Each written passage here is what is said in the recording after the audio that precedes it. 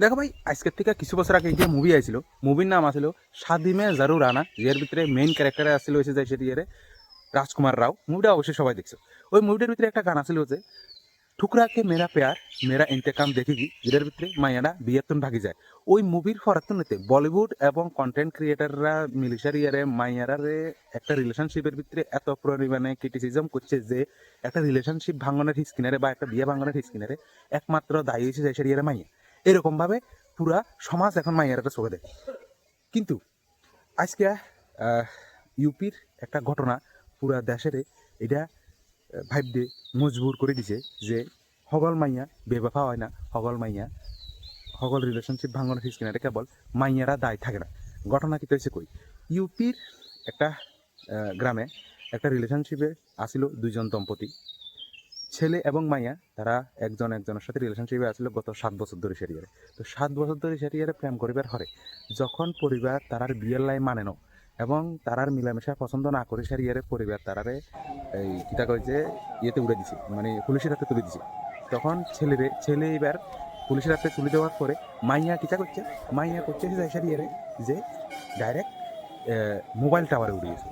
Mobile টাওয়ারে উঠে সেরিয়ারে সুইসাইডের ধমকি দিছে সবাই, যে আমার প্রেমিককে যদি ছাড়ি দেওয়া না হয় পুরা গ্রাম সমাজের মাঝখানে মোবাইল একটা 100 মিটার মোবাইলটা, যেমন ইয়েনে একটা মোবাইল টাওয়ার আছে দেখতেছো তোমরা, এরকম এরকম একটা মোবাইল টাওয়ারের উপরে এই যে মোবাইল টাওয়ারটা আছে, ঠিক আছে নি, এরকম একটা মোবাইল টাওয়ারের আগার ভিতরে উড়িয়েছে ভাই।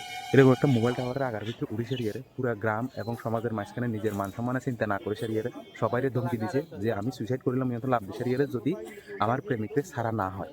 তখন এবার পুলিশ কোনো কিছু করতে না পারি সারিয়ে কিতা করছে, এবার ওই প্রেমিকরে লই আইছে এবং পরিবার মানি নিছে তারারে যে মা তুই নাম, এবং প্রশাসনও এটা মানে নিছে যে তুই নামলে তোরে সুইসাইড অ্যাটেন্ড করিস না, কারণ সুইসাইড অ্যাটেন্ড করে তো মরে যাবি।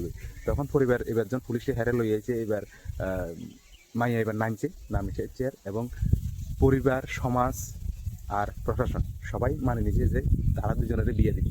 তো এই যে ঘটনাটা প্রেমের একটা প্রতীক সৃষ্টি করে দিছে, যেটা যে প্রমাণ করে যে রিলেশনশিপ ভাঙি জনটাই মানে যে শুধুমাত্র মাইয়ারার দোষ, একটা বিয়ে ভাঙি জন যে মাইয়ারার দোষ, সকল রিলেশনশিপের ভিতরে যে বেবাফা কেবল মাইয়াই হইব এরকম না।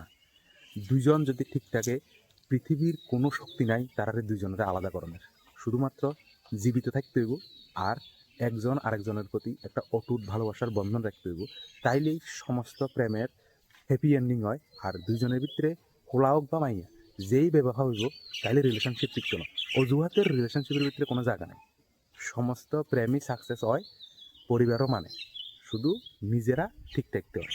আর এটা একটা প্রমাণ, এটা একটা প্রতীক যে সব রিলেশনের ভিতরে মাইয়ারা খারাপ হয় না। সমাজ যে পরিমাণে মাইয়ারা আজকে চোখে দেখে যে একটা রিলেশনশিপ ভাঙানোর পিছনে প্রথম এবং প্রত্যক্ষ কারণ আছে মাইয়া, এরকম কিন্তু না, এটা সঠিক নয়। তো এটা একটা সমাজের মুখে তামাচা, যেটা প্রমাণ করে যে রিলেশনশিপে যদি দুইজন ঠিক থাকে তাইলে একটা প্রেম, একটা সম্পর্ক সারা জীবন টিকে যায়। শুধু একটু স্যাক্রিফাইস, একটু সময়, একটু দুজনের ভিতরে একটা অটুট বন্ধনের প্রয়োজন। ইউপির এই প্রেম কাহিনী কীরকম লাগছে তোমার কাছে অবশ্যই জানাবে, এবং এটা কোনো ফাইজলামি নয়, এটা গত রবিবারেই ঘটছিল। তোমরা ভিডিওর ভিতরে অবশ্যই জিনিসটা দেখতেছো, পুরো দেশ জুড়ে সারিয়ে এটার বাহবা দিতে আছে সবাই, যে এরকম আজকের কলিযুগে আইসারিও এরকম একটা অটুট প্রেম বন্ধন যাতে সবার ভিতরে থাকে, সমস্ত প্রেমিক প্রেমিকা রিলেশনশিপে থাকা সমস্ত প্রেমিক প্রেমিকার মধ্যে থাকে। জিনিসটা কীরকম লাগছে তোমরা অবশ্যই জানো।